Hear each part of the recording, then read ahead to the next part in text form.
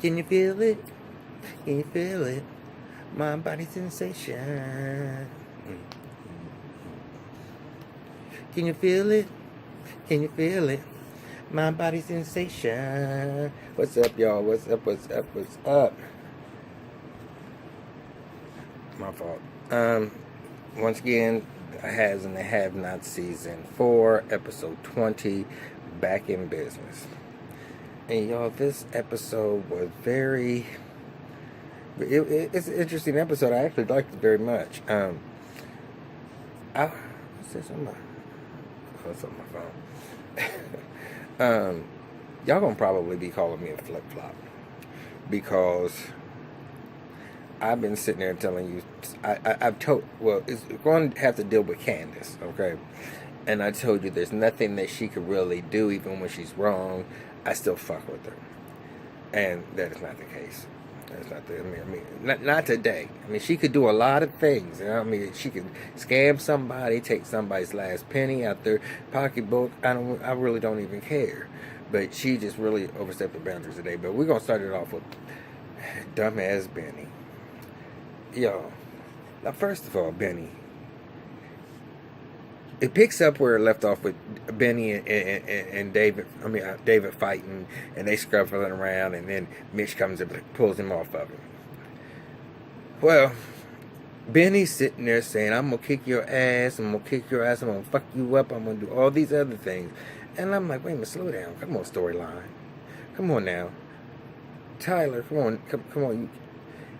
First of all, Benny, this is how dumb you are. Okay, and your ass would have been in jail. You wouldn't have had no toe shop. You wouldn't have had no houses to go home to. You wouldn't have had nothing because he is a judge. He ain't locked up. I mean, first of all, if it comes down to it, they gonna come up there and make shit up for you. Why would you be making yourself so hot? They try to prove something. What you gonna do if he don't turn your phone lines on? You think you just gonna? Benny thinks he's so stupid, and I don't know if that's where they're trying to get him to be street smart or whatever. But no. Mitch, already knew. You don't gotta go through all that. But that's where the story for me begins, because if y'all remember me last week, and first of all, when he had war set up. But then last week, when he popped up on Candace across from David Numb's campaign headquarters, he popped up and he was insinuating, "You don't know my family. You really don't know my family at all." And she, instead of her, because she's so busy and all this, she got all these different things going on. She wanted to get Oscar or whatever. She's so busy. She just brushed him off and like, let me handle this. Bitch, you could have had handled it so much motherfucking goddamn better. But okay, so anyway, Mitch pulls Benny off of him. He got him in the little shoulder lock to where he can't move nowhere, and he's just flaring.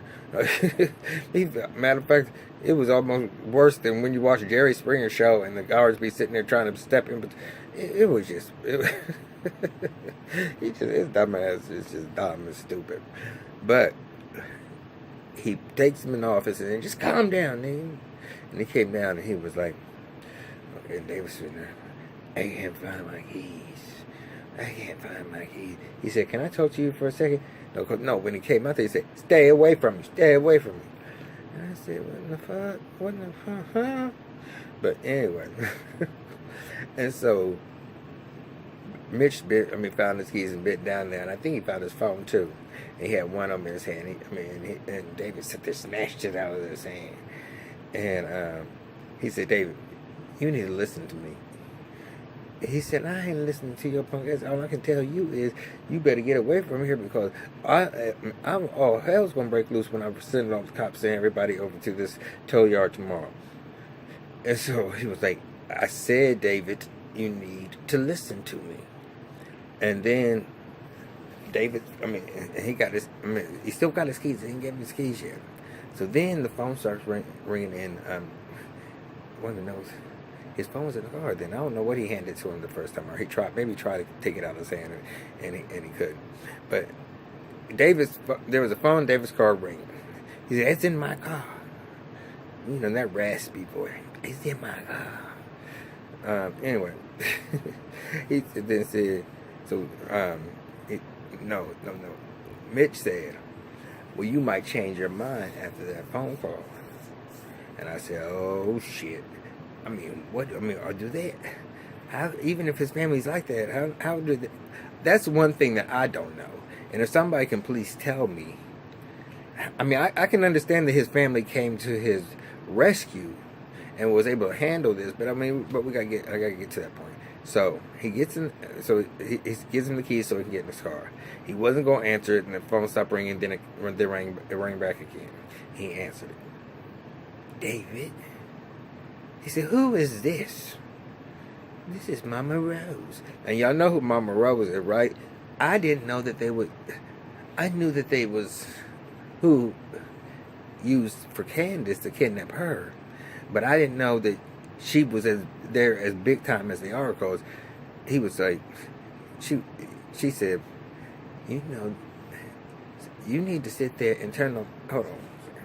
Okay, I had to double check. I had to get this part because it really is good. So she said, Mama Rose said, "I know you don't know the kid in front of you." He said, "What kid?" He said, "In front of you." He said, "Are you following me?" She said, "I'm behind you, nigga." Shit, "I'm behind you." She said, "His name is Mitch. Do you know him?" He said, "I know he works here." She said, you ain't even listening. You know his last name? His last name is Malone. That's my grandson." So she goes on to explain to him he's a grandson, but he doesn't really want to be a part of the business. He wants to own his own tow yard. And she said, "You need to make that happen." He said, "Mama Rose, I don't know if I could do it." She said, David, you know how things motherfucking goddamn go. You need to make this motherfucking shit happen." And David in there just went from straight talking all this shit and all that and swelling around and "I'm gonna fuck you up" and all that type of shit. So when he found out it was Mama Rose and that was her grandson, oh, everything changed. Everything changed. He started being a little bitch. So Mama Rose said, "Turn them phone lines back on now." Now, and make it real quick. And David calls Oscar, said, "Turn the phones back on at the tow yard." He said, "Are you sure?" He said, "I said turn the phones back on." And so back over at the campaign's office, Oscar did exactly what he said. He got the phones turned back on. So when y'all, Mitch is starting to become a little bit more attractive to me right now. He really is. I'm liking the whole little body thing. I like how he made that shit happen just like that. But there's something that Mama Rose said he did not want to be a part of the business until he needed a favor. So I don't know if he's going to have to go into the business now or what, but we'll see how that happens. But I caught that. She said he wants to go into the business. I mean he didn't want to go into the business and until he needed a favor. So he go back in there with Benny. Benny's still hopping around like he's motherfucking Killer Joe. I mean, he's like, I'm gonna fuck that man. Well, nigga, what's that gonna solve? What's that? What, you ain't gonna have shit then? That's the whole problem with niggas. It's this pride type of thing. There's other ways to get back at somebody, but you're not gonna do the stupid stuff that's gonna get you locked up or get you killed. That's just dumb and ignorant. But anyway, so he go back up in there. He was like, "I told him we're gonna get the phone turned back on." He said, "Well, what you said?" He said, I just talked to him. You know, sometimes talking does better than sitting there screaming and yelling and trying to fight somebody." He said, "Nah." And he said, "No." But Mitch starts sitting there, taunted him, said, "It was a draw." He said, "You done beat his ass." He said, "Yes, I did. I beat his ass. He said, "Nah, I said it was a draw." He said, "That old man was hanging with you." He said, "Nah, nigga, I said that. I dreamed. I beat his ass. And so then the phone's ringing. And he's Benny Tony. Oh, it's all good. Yeah, yeah. And then the phones kept on ringing. I mean, then Mitch answered the phone call. He said, "Come on now, man." He said, "Tell me, man, our phone's back on. What you do?" He said, "Probably was that ass kicking that you did."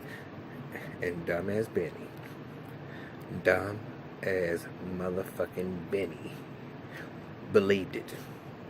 That's the thing that I'm talking about, yo. When I say he's dumb, he's beyond dumb. He believes anything. Hold on.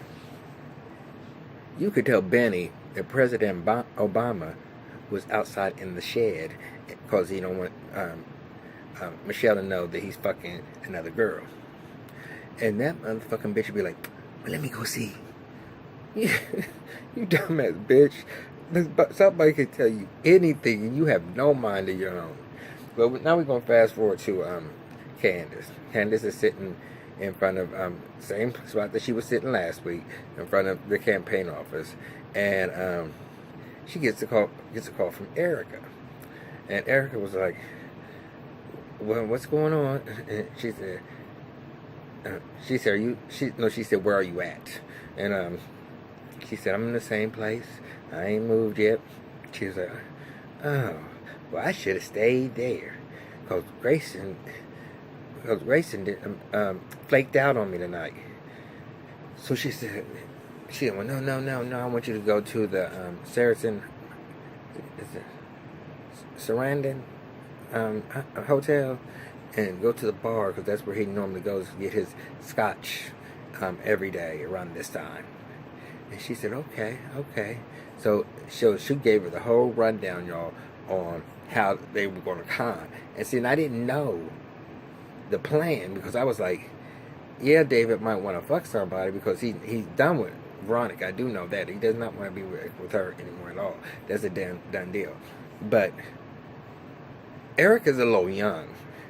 And I don't see David really being interested in someone who is young. I don't. But anyway, so she was telling, first of all, do y'all remember the movie Just Right with Queen Latifah and Common in it, and Queen Latifah's cousin, was that Sarah Patton? Okay, I forget. I know y'all know who she is. She did a baggage claim and some other thing. I can't remember what her name is though. Ooh, Lord.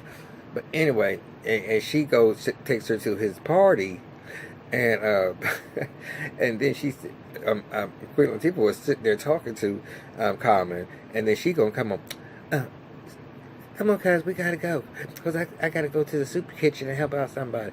And he was like, so she said, she greeted Common like she wasn't really phased by him being a basketball player. And then Common was like, well, how can I get in touch with you? She said, "Oh, I'm sorry, baby. I done been through this basketball thing before, and I'm not trying to do it anymore." And she rolled up out that motherfucking bitch, knowing the next day Common was going to come searching for her. Okay? And he did.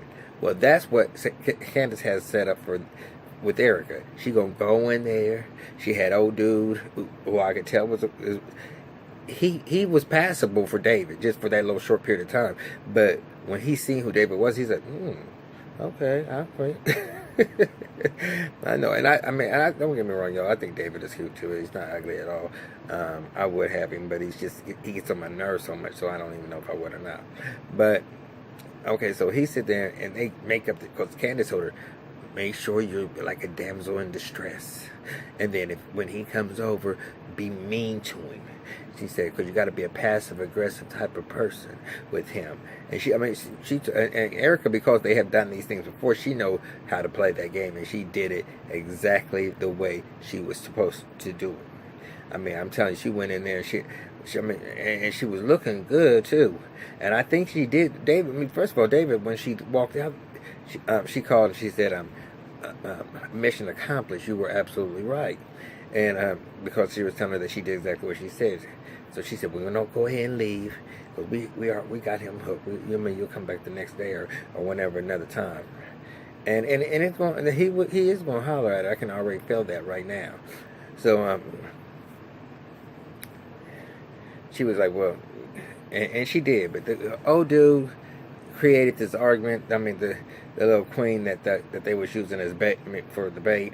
They was yelling and screaming at each other about he was married, and she found out he was married, and she didn't want to have nothing to do with him, and blah blah blah and blah blah blah. And I was like, Erica, go ahead, bitch. I at this particular point in time, I'm liking her and Candace. I like them as a tag team. But yo, when I mean, and that's it for basically for those characters right there for Erica and David. I don't think David is in there no more. But Candace answers the phone, and it's Hannah, y'all. And y'all know Hannah. I mean, what I was telling you about last week, that Hannah. I mean, I felt bad for Quincy because he's seen Hannah and he was saying, "Grandma, when can I come home? Hurry up, Grandma, hurry up."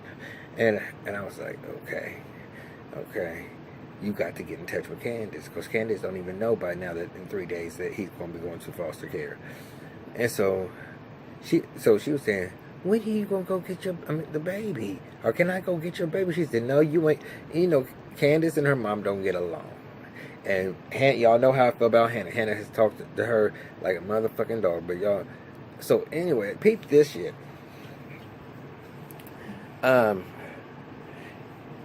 After she basically said, you ain't getting it, get off my nut. I mean, what? Don't call me. I don't want to have nothing. I don't got nothing to say to you. Stop calling me. And she hung up the phone. Hannah said, no, this bitch did not just hang up the phone on me. And she calls her back. Candace throws the phone out the window, y'all. Okay? I don't know if any of y'all did not catch that, but she threw that phone out the window. But yet, she answered it for Erica when Erica was getting ready to go, telling her what she told her to do was okay. I mean, I didn't tell you the story with all that happened in every order, but she did. But she did. Let me talk about another thing. Candace is up in her room. Oh, wait a minute. Hannah goes to Candace's house, and who was no one other than Pearl from across the street is tipping around the side of the house. And what's her name? Hannah says, "Excuse me, can I help you?" Y'all, you scared me. So y'all, this bitch was Pearl. Sit there and said, "Do you smell something?" and now y'all ain't gonna make me believe that body smells coming from underneath the ground, underneath the dirt. Because if that's the case, there's so many motherfucking people that would be underneath. The smell would be horrendous. Come on now, just stop that bullshit. But anyways, then she walking around with the folder with the pictures and shit in it. No, who does that? Pearl, you going way too far, bitch. And she gave him a rundown. My son's a cop. My brother's a cop. My father is the chief of police. I mean, she just my father-in-law is the chief of police. She just gave the whole rundown of who she was connected to. And Hannah said, "Yes, ma'am. Yeah, I mean, she's just such a motherfucking yes, ma'am. She gets on my nerves sometimes. First of all, you talking too much of your business to this bitch that you don't even know. How in the fuck do you do that? Man, I don't know. I don't get it, and I don't get it, and I don't get it, and I'm not going to get it. Okay, I'm not. But anyway, so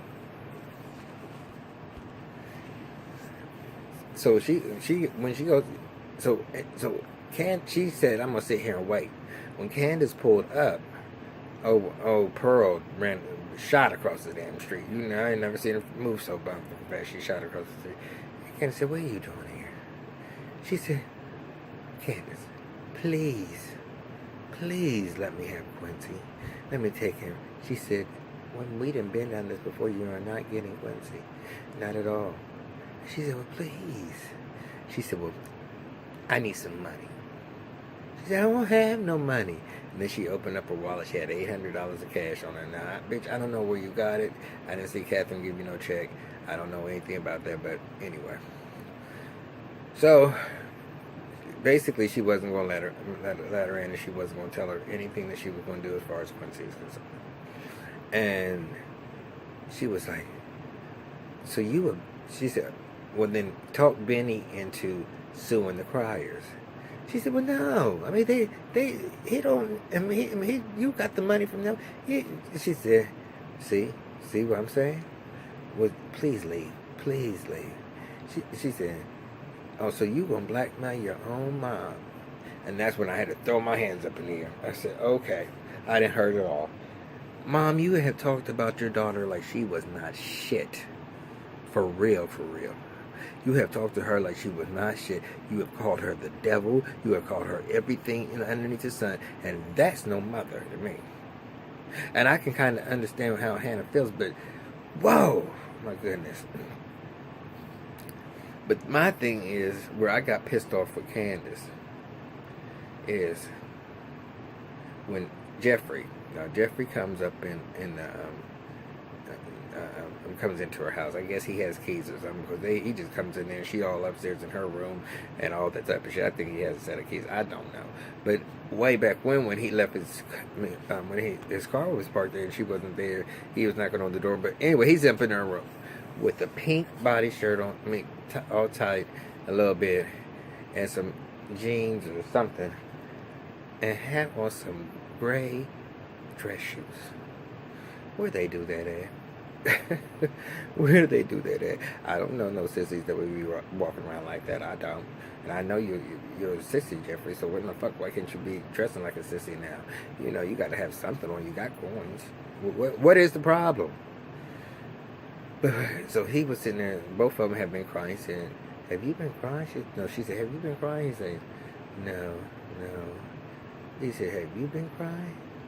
She said, And so he was saying, he's happy that Wyatt is still alive, and that he did OD, but he was, but they was able to revive him, and he's going to be okay.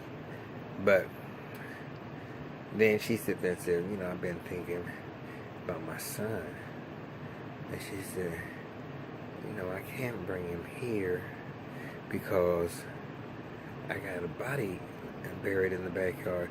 I wonder if he wants to go in the backyard and play." And then she said, I can't. I'm not going to leave him with my mother." He said, "Well, why not?" He said, "Look, Hannah walks in the truth." And I wanted to sit there and say, "Well, let's not go put an extra little mayonnaise on the motherfucker. Let's just leave the sandwich the way it is, okay?" But he's talking about, but the things he was saying, I'm like, you rather, because she said she was going to put Quincy up for adoption. Okay, you can't be thinking about your son. You cannot. You cannot be thinking about your son, because if you was thinking about your son, you would have made sure, even if it was temporarily, drew up some papers or whatever, that when you want to come back and get him, you can. Because there's no way in the world I would have my son go be adopted when he has an uncle and a grandmother that loves him. You are not, Candace, right now, you are being nothing but selfish. Absolutely nothing but selfish. And I can't even, I can't defend you on this one, Candace, just like I can't defend Hannah on the way that she talks to her daughter. So if I'm going to sit there and have an opinion on something, and it's not me flip-flopping, because I'm now saying whose side I'm on and who, I'm not, because I still feel the same way about Hannah. But Candace, you know better. You are no better. You're using that child as a, you can't take care of it, but you got family that will. Why wouldn't you do? Why would you do that? Oh man, that's just plain evil. It's plain evil all the way around. And I'm really hope something comes into you. So now we go to the jail. And last week, y'all know how Warren and Jim had kind of, put aside their differences right now, so their common denominator can get hers, and he can get, get what he wants. But anyway, both sides was going to be happy. He can get those pictures and work whatever they going to work out. But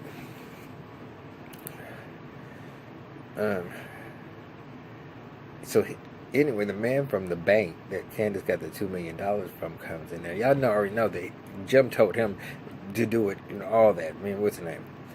And so he was sitting there saying, some of the board members are kind of upset. They want me to prosecute. And he said, yeah, she forged.